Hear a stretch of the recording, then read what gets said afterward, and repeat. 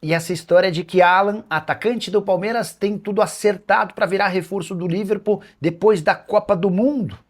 O jornalista Robson Morelli foi quem trouxe essa informação, que repercutiu bastante entre torcedores do Palmeiras nas redes sociais. Antes de gravar o vídeo, procurei uma pessoa do staff do Alan e uma pessoa do Palmeiras para entender em que pé está essa história. Essa pessoa do staff do Alan assegura que não há nenhum acordo fechado com o Liverpool ou com qualquer outro clube do mundo, embora existam vários interessados. Já a fonte do Palmeiras assegura que o clube recusou proposta recente do Napoli, oferta que chegaria a 35 milhões de euros, e não existe nenhuma negociação no momento. Vale a lembrança de que as principais ligas da Europa estão fechadas. Janela de transferências por lá só reabre na metade do ano. E para o Palmeiras não seria negócio vendê-lo agora, imaginando que o Alan pode se valorizar daqui até a metade do ano. Atleta de 21 anos, com 10 jogos e 2 gols na atual temporada, contrato até dezembro de 2029. Na temporada passada, 54 jogos, 3 gols e 6 assistências. O sonho do Palmeiras é vender o Alan por pelo menos 50 milhões de euros. Quero falar que o Palmeiras está na CNRD, a Câmara Nacional de Resolução e Disputas, para cobrar mais de 10 milhões de reais do Fortaleza, clube que sempre teve fama de ótimo pagador. A treta do Palmeiras com o Fortaleza tem respeito ou diz respeito a dois atletas, Gustavo Mancha e Breno Lopes. Começar pelo caso mais simples, o Breno Lopes foi vendido pelo Fortaleza ao Curitiba, operação de 15 milhões de reais. O Palmeiras tem direito a 50% do negócio, ou seja, 7 milhões e meio de reais. O Verdão alega que não recebeu nenhum centavo dessa transferência e o Breno Lopes tem feito gols e sido peça importante no Coxa no Campeonato Nacional. A outra dívida cobrada pelo Palmeiras diz respeito a Gustavo Mancha, que foi vendido para o Olympiacos em agosto do ano passado. O Palmeiras tinha direito a 30% da operação. E parte da grana que o Fortaleza já recebeu não foi repassado ao Palmeiras. A gente está falando de mais ou menos 1.350.000 em aberto. O Fortaleza ainda tem mais 1.800.000 reais a receber do Olympiacos e essa grana precisa ser repassada de forma imediata para o Palmeiras. A dívida total é de 10.600.000 reais. Ruim ver o Fortaleza, né? Que durante muito tempo foi apontado justamente como um clube modelo na segunda divisão e com problemas com outros clubes. Nino será jogador do Palmeiras. Veloso, meu parceiro de donos da bola, está cravando que o Nino está bem perto de virar reforço ao Alviverde nessa janela de transferências. De fato, o Palmeiras fez alguns movimentos importantes nos últimos dias. Entre Palmeiras e o zagueiro do Zenit, está tudo absolutamente certo. Salário, direitos de imagem, luvas, tempo de contrato. Falta o principal, o sim do Zenit, que costuma mudar de ideia com muita frequência. O Palmeiras já esteve mais otimista, já esteve bem pessimista. Nesse momento, imagina que se não conseguir contratá-lo até 3 de março, quando se encerra a janela de transferências por aqui, terá o Nino a partir de julho. Tudo se dá porque o Zenit quer contar com o atleta pelo menos até o fim da temporada na Rússia, que se encerra no mês de junho. E diante desse cenário, se não fechar com o Nino para agora, o Palmeiras terá o jogador a partir da metade do ano, pelo menos esse é o sentimento de Anderson Barros, Leila Pereira e Abel Ferreira. Embora o técnico palmeirense faça enormes esforços para que o Nino chegue agora. O Nino também tem trabalhado nos bastidores. Diante desse cenário, o Palmeiras já chegou a perto de 15 milhões de euros para contratar o atleta. Com detalhe importante, quando comprou do Fluminense, o Zenit gastou cerca de 1/3 desse valor. Então a chance de o time russo faturar bem alto com mais uma transferência de atleta brasileiro.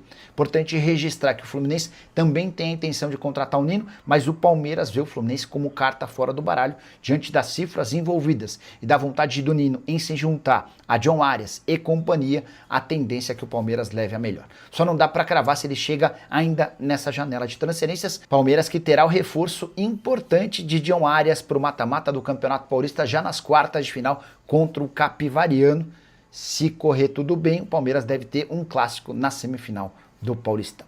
Quem você pensa que é favorito ao título do estadual? Já usa espaço para comentário, só não esquece de deixar like, de se inscrever no canal. Hora de falar sobre John Arias com data para estreia.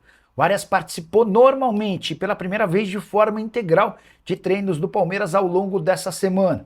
Como já vinha atuando na Inglaterra com a camisa do Wolverhampton, ele está fisicamente bem e estará à disposição do técnico Abel Ferreira para a partida de sábado contra o Capivariano, duelo válido pelas quartas de final do Paulistão, jogo marcado para a Arena Barueri. Agora vai caber ao Abel decidir se o Arias começa como titular ou se ele ganha alguns minutos no decorrer da partida. Importante lembrar que o Palmeiras usou ao longo da primeira fase do Campeonato Paulista 28 jogadores diferentes, numa clara demonstração de que o Paulistão serviu também como um momento para melhoria do aspecto físico e essa rodagem de jogadores foi importante. Só para completar, vale contar que a troca do gramado do Allianz Parque segue de maneira mais lenta do que se imaginava. E a tendência hoje é de que o Palmeiras só tenha o seu estádio à disposição caso chegue à final e faça o segundo e decisivo jogo dentro de casa. Isso porque a data da final está marcada para 7 ou 8 de março, essa data ainda será confirmada e a tendência é que o estádio palmeirense fique pronto apenas próximo dessa data. Caso contrário, o Palmeiras vai precisar mandar a decisão da Copa do Campeonato Paulista na Arena Barueri, estádio arrendado por Leila Pereira. Informação exclusiva: quanto custa para o Palmeiras mandar jogos do time feminino no Allianz Parque? No último final de semana, depois de o Palmeiras conquistar a Supercopa do Brasil em cima do Corinthians no futebol feminino, Leila Pereira foi perguntada por que o time feminino só joga em Barueri e não tem a oportunidade de atuar no estádio do clube, o Allianz Parque. A Leila, entre outras coisas, justificou que para que seu time feminino jogue no Allianz, há necessidade de pagamento para a W Torre. Ela ainda lembrou que as receitas do departamento de futebol feminino são muito inferiores à do futebol masculino. Essa última parte é incontestável, não dá para comparar o que o Palmeiras arrecada no time profissional masculino e no time profissional feminino. Mas o custo para jogar o time feminino no Allianz Parque é bem baixinho. Consultei pessoas envolvidas e posso assegurar que não há uma tabela fixa de preços, mas não custaria esse aluguel mais do que 100 a 200 mil reais por partida. O valor varia de acordo também com as necessidades. O Palmeiras não poderia escolher qualquer dia para jogar por lá. Se houvesse realização de shows ou de jogos de time de futebol masculino, o futebol feminino seria preterido. Mas o custo do aluguel para esse time feminino não custaria mais do que 200 mil reais por partida. Se houvesse uma mobilização grande de torcedores do Palmeiras com venda de ingressos, talvez fosse possível custear o aluguel do estádio com a venda de ingressos. Mas que a gente pode constatar um conflito de interesses que é sempre observado por torcedores alviverdes. Leila Pereira desembolsou cerca de 500 milhões de reais para arrendar a Arena Barueri. Depois, investiu mais 70 milhões de reais numa série de melhorias do estádio.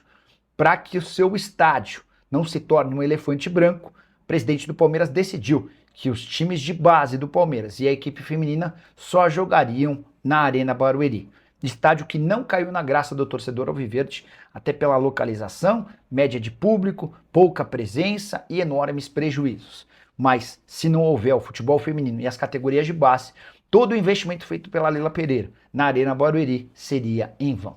E você, o que pensa sobre tudo que eu contei? Já usa o espaço para comentário para registrar sua opinião. Só para completar, contar que John Arias viaja nessa quinta-feira rumo a São Paulo, quando vai começar a treinar pelo clube. O nome dele, inclusive, já está no BID, Boletim Informativo Diário, registrado como atleta do Palmeiras. Hora de falar sobre o Palmeiras.